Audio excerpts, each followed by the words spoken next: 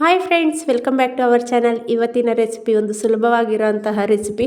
ಕಮ್ಮಿ ಮಸಾಲ ಪದಾರ್ಥಗಳನ್ನು ಬಳಸಿ ಬಟಾಣಿ ಹಾಲು ಗ್ರೇವಿ ತುಂಬ ಚೆನ್ನಾಗಿರುತ್ತೆ. ಒಂದು ಸಲ ಟ್ರೈ ಮಾಡಿ. ಚಪಾತಿ, ಪೂರಿ, ದೋಸೆ ಎಲ್ಲದಕ್ಕೂ ಸೂಪರಾಗಿರುತ್ತೆ. ರೆಸಿಪಿ ನೋಡೋಣ ಬನ್ನಿ. ನೋಡಿ, ಒಂದು ಮಿಕ್ಸಿ ಜಾರ್ಗೆ ದಪ್ಪದೊಂದು ಈರುಳ್ಳಿಯನ್ನು ಈ ರೀತಿ ರಫಾಗಿ ಕಟ್ ಮಾಡಿ ಹಾಕ್ಕೊಂಡಿದ್ದೀನಿ. ಇದು ಮಸಾಲೆಗೆ. ಒಂದು ಮೀಡಿಯಮ್ ಸೈಜ್ ಬೆಳ್ಳುಳ್ಳಿಯನ್ನು ಸಹ ಹಾಕ್ಕೊಂಡಿದ್ದೀನಿ. ಒಂದು 10 ಎಸಳು ಲೆಕ್ಕದಲ್ಲಿ ಬರುತ್ತೆ, ನೀವು ಹಾಕ್ಕೊಳ್ಳಿ. 1 ಇಂಚು ಶುಂಠಿ ಹಾಕ್ಕೊಂಡಿದ್ದ ನಂತರ ನೋಡಿ, ಟೊಮೊಟೊ ಒಂದು 2 ಟೊಮೊಟೊವನ್ನೇ ನಾನು ಸೇರಿಸ್ಕೊಳ್ತಾ ಇದ್ದೀನಿ. ಗ್ರೇವಿ ಸ್ವಲ್ಪ ಜಾಸ್ತಿ ಆಗುತ್ತೆ, ಚೆನ್ನಾಗಿರುತ್ತೆ. ಆದ್ದರಿಂದ 2 ಟೊಮೊಟೊ ಹಾಕ್ಕೊಳ್ಳಿ. ಒಂದು ಅರ್ಧ ಕಪ್ಪು ಫ್ರೆಶ್ ಆಗಿ ತುರಿದಿಟ್ಕೊಂಡಿರೋಂತಹ ತೆಂಗಿನಕಾಯಿ ತುರಿಯನ್ನು ನಾನು ಸೇರಿಸ್ಕೊಂಡಿದ್ದೀನಿ. ಇಷ್ಟೆಲ್ಲ ಸೇರಿಸಿದ ನಂತರ ಧನಿಯಾ ಪುಡಿ ಒಂದು 2 ಟೀ ಸ್ಪೂನ್ ಲೆಕ್ಕದಲ್ಲಿ ಬರುತ್ತೆ, ದೊಡ್ಡ ಟೀ ಸ್ಪೂನ್ ಲೆಕ್ಕದಲ್ಲಿ ಸೇರಿಸ್ಕೊಳ್ಳಿ. ಸೊ ಅದಾದ ನಂತರ ಒಂದು 5 ಪೀಸು ಗೋಡಂಬಿಯನ್ನು ನೀರಾಗಿ ನೆನೆಸಿ ಇಟ್ಕೊಂಡಿದ್ದೆ, ಅದನ್ನು ಸಹ ನಾನು ಸೇರಿಸ್ಕೊಳ್ತಾ ಇದ್ದೀನಿ. ಗೋಡಂಬಿ ಹಾಕೋದ್ರಿಂದ ಸ್ವಲ್ಪ ರಿಚಾಗಿ ಬರುತ್ತೆ, ಗ್ರೇವಿ ಚೆನ್ನಾಗಿರುತ್ತೆ.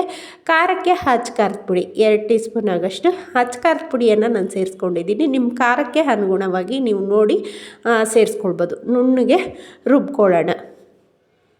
ನೋಡಿ, ಈ ರೀತಿ ಸಿಂಪಲ್ಲಾಗಿ ಒಂದು ಮಸಾಲೆಯನ್ನು ರುಬ್ಕೊಂಡು ಗ್ರೇವಿ ಮಾಡೋಣ. ಸೊ ನೋಡಿದ್ರಲ್ವಾ,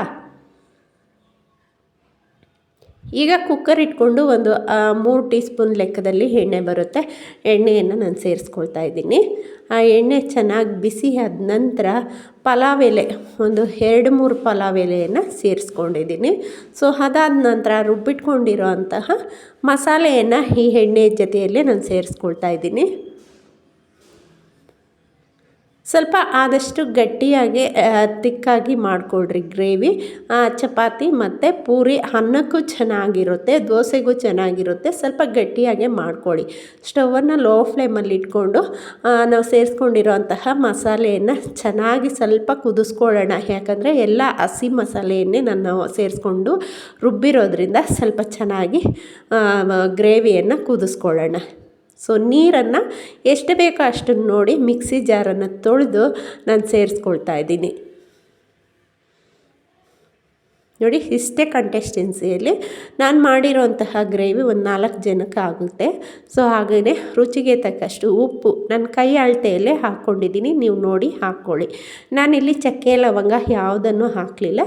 ಗರಂ ಮಸಾಲ ಒಂದು ಅರ್ಧ ಟೀ ಸ್ಪೂನ್ ಆಗೋಷ್ಟು ಗರಂ ಮಸಾಲೆಯನ್ನು ಹಾಕ್ಕೊಟ್ಬಿಟ್ಟು ಒಂದು ಸಲ ಈ ರೀತಿ ಚೆನ್ನಾಗಿ ಮಿಕ್ಸ್ ಮಾಡ್ಕೊಳ್ಳೋಣ. ಈ ರೀತಿ ಮಿಕ್ಸ್ ಆದ ನಂತರ ಕುಕ್ಕರ್ ಕ್ಯಾಪನ್ನು ಮುಚ್ಚಿಬಿಟ್ಟು ಒಂದು 2 ಸೆಕೆಂಡ್ ಹಾಗೆ ಚೆನ್ನಾಗಿ ಕುದಿಸ್ಕೊಳ್ಳೋಣ ಮಸಾಲೆಯನ್ನು. ನೋಡಿದ್ರಲ್ವಾ, ಈ ರೀತಿ ಚೆನ್ನಾಗಿ ಕುದಿಬೇಕು ಮಸಾಲೆ. ಈ ರೀತಿ ಕುದೀತಾ ಇರೋವಂತಹ ಮಸಾಲೆಗೆ ಹಸಿ ಬಟಾಣಿ 1 ಕಪ್ಪು ಹಸಿ ಬಟಾಣಿ.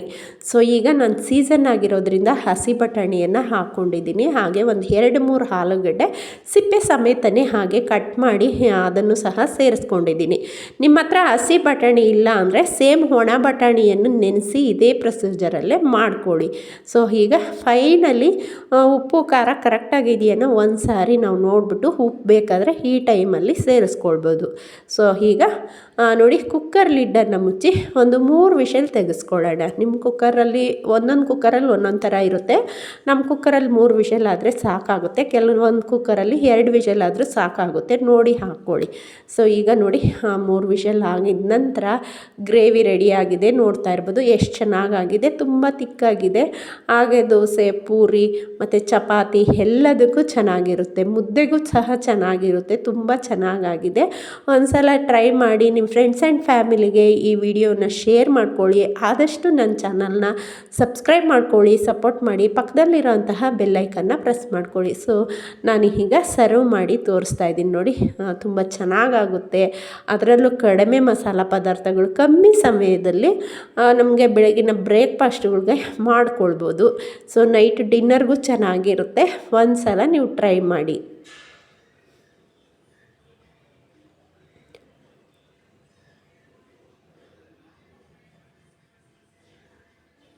ಚಪಾತಿ ಜೊತೆ ಅಂತೂ ತುಂಬ ಚೆನ್ನಾಗಿರುತ್ತೆ. ಸೊ ಓಕೆ ಫ್ರೆಂಡ್ಸ್, ಮತ್ತೆ ಒಂದು ಒಳ್ಳೆ ವಿಡಿಯೋದೊಂದಿಗೆ ಸಿಗ್ತೀನಿ. ಧನ್ಯವಾದ.